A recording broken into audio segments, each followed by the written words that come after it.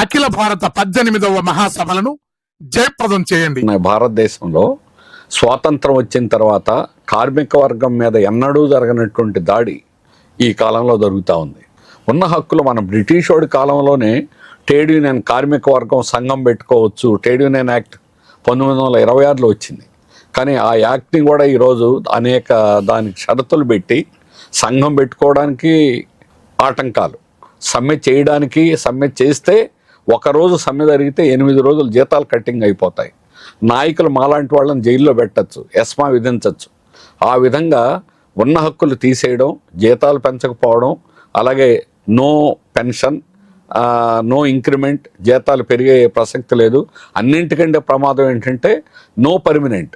నువ్వు ఎన్నేళ్ళు జీవితం అంతా పనిచేయి, నువ్వు క్యాజువల్, అవుట్ సోర్స్, రకరకాల 100 రకాల పేర్లు పెట్టారు.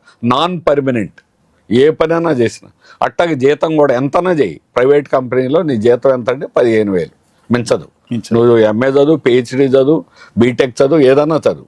అంటే దోపిడీ అనేటువంటిది కార్మిక వర్గాన్ని బాగా తీవ్రం చేశారు. దీన్ని క్రోనిక్ క్యాపిటలిజం అని ఎకానమీలో అది చెప్తాం. ఆ పరిస్థితుల్లో మరి అది చేయడానికి కార్మిక వర్గం స్వతహాగా ఒప్పుకోదు కదా. అందుకని కార్మిక వర్గం మీద తీవ్రమైన దాడి, ఉన్న చట్టాలను కూడా మార్చాలనేటువంటిది